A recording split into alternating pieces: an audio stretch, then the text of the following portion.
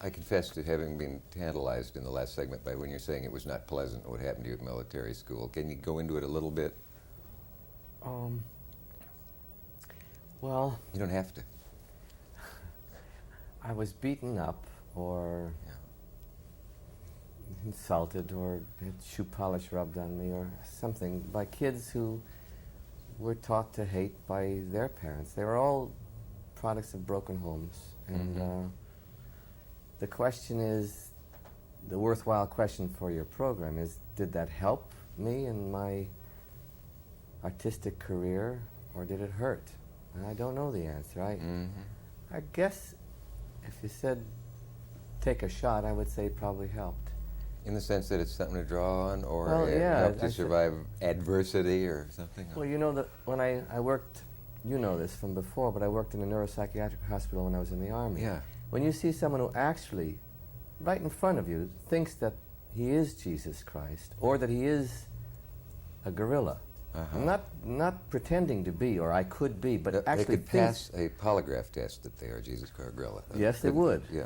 But you see that and you say, maybe I'm not so sick as maybe I'm not called by God as I used to think I was. Maybe I don't have to figure out all the answers to socialism and communism and Judaism and Buddhism. Maybe, just maybe, I'm sick. And wouldn't that be a wonderful thing? And that's what led me into analysis. It always seems to me the two scariest things. I envy you that neuropsychiatric ward back because I don't know, just to me, I think anybody'd be interested in that. But that feeling of being confronted by somebody who's a paranoid schizophrenic who's convinced he's someone else, you suddenly have the thought, he is as convinced that he's who he is as I am. More convinced. More convinced. In fact, he's sure. He's positive who he is. What would happen if the guy who feels there's a Nazi behind that door, if in an experiment you put a man in a Nazi uniform behind that door and opened the door and showed it to him? Would it tear the fabric of his insanity, or would he say, you see, I'm confirmed? I think he would say, you see. That's what I was trying to tell you. Yeah. Strange. Anyway. I feel self-conscious about the fact that I've seen you just a little before taping and now sitting here, and I haven't mentioned Gilda's death, and I don't know if you're prepared to talk or not talk about it this time. But I found the People magazine thing infuriating, because as you read it, one kept saying, why in the hell do these people who call themselves doctors not check everything? Well, did I misread it, or is that common reaction? Or you didn't misread it. That's why I have been doing what I've been doing for the last 2 years. Yeah.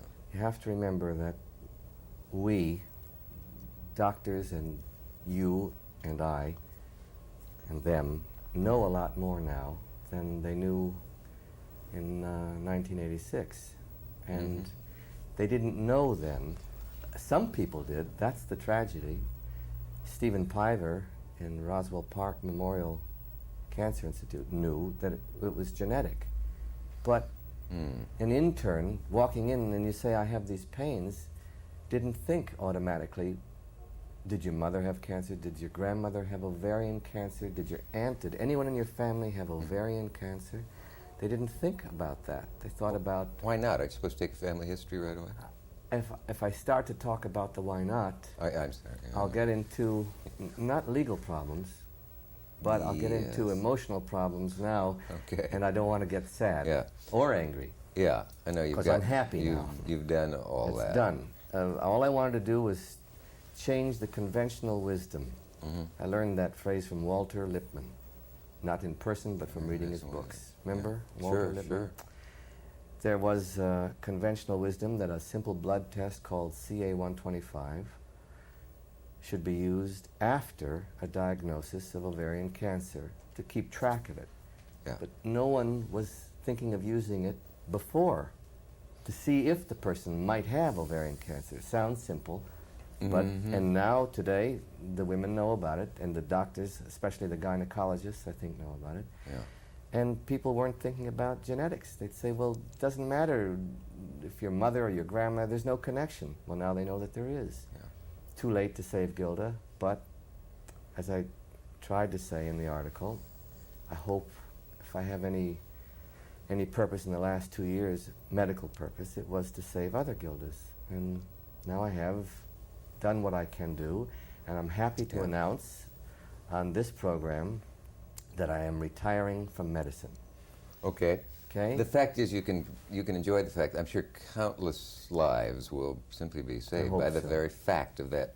Because a hugely read magazine, and somewhere, I'm sure within a week, somebody That's benefited why from I it. did it. Yeah, and you did all I didn't want to do it for self-aggrandizement, which is tempting sometimes. I just did it for that reason, and now I'm done.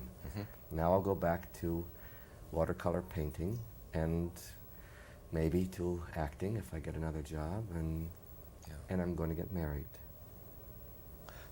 Is this an announcement? Can we, I mean, is this the first time you've mentioned it? Can we, are we one up on any columnists? Probably the National has it been Enquirer everywhere? must have put out some dainty little announcement of their own. I don't know. No, it was... Let me ask you another question, Dean. Did you just decide to get married at this moment, right here? You want the truth? Yeah. Yes. Are you kidding me? Yeah, I was wondering whether to Did you ask just- her, and I 'cause did. you just looked Looking across- at you, I decided I'm going to ask that girl to marry me. I don't know why. Something in my eyes. I can't figure it out. I said, why can't I have something like that? Yeah. Nice, sweet, loving person to sit and talk with. Yeah. Is it someone you've met before? Or No, just, this afternoon. just going to get married. Well, this will be an historic tape then. And I'll see that you get a copy of it. Thank you. Okay. But you must come back from time to time and report on how that's going. God, I remember a hilarious thing you did one time, and I didn't understand why you did it the way you did it. And then I read that you said somewhere in an interview, I'm a good actor, you know, I'm better than good often, and so on and so on. But I'm a great reactor. And it explained just the way you did it take once. There's no use describing it. But does that mean that it's easier for you to play? If I say, okay, Gene, try this. You have to tell your son that there's no money for him to go to college, and it's going to be very emotional. Is that harder for you to play than if I say, Gene, and they're in close-up on you now, there's a black widow spider walking across your forehead, right? Don't move too much. That would be better. He's getting right near your eye. I'm not going to act unless you pay me money. That's my first acting teacher. Well, told money me is the that. last thing we're going to pay you. So.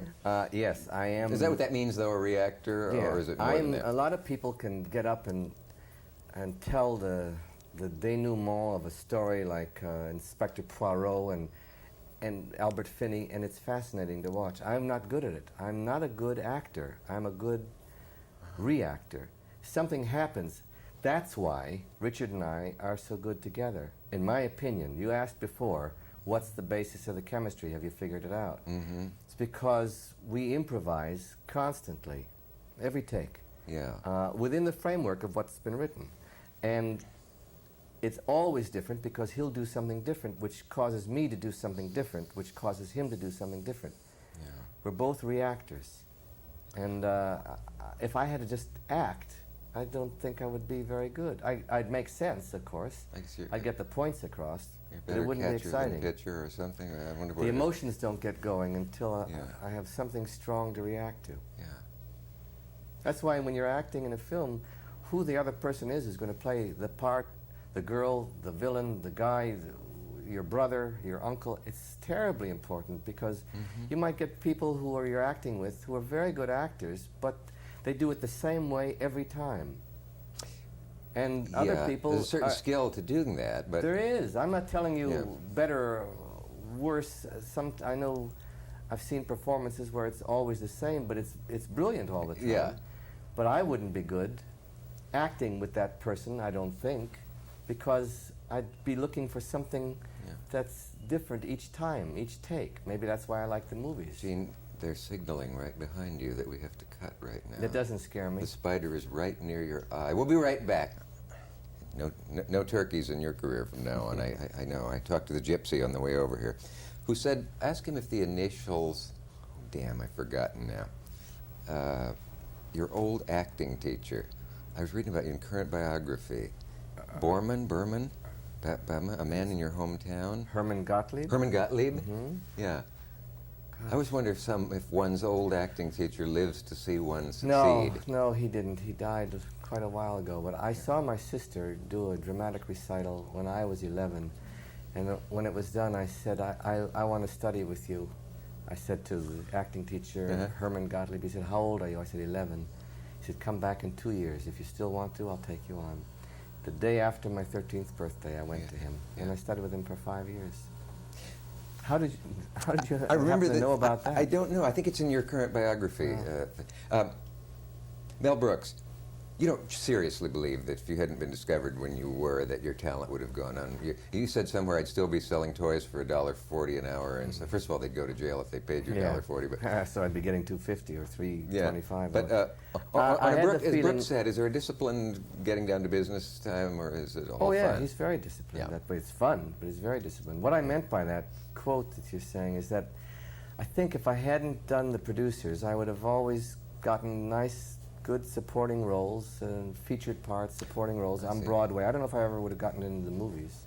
Although I did. I got into Bonnie and Clyde. But then Mel took me right away and put me in the producers, and then that sort of set me off. I'm sorry. We only have, there's just time to slip this in. We weren't in Yugoslavia with him, were you? No. Somebody said he got very bored there in his spare time, and so there was nothing to do. Tito had the car. Tito had the car, and Tito was using the light bulb that night. And don't bring a horse. That they got.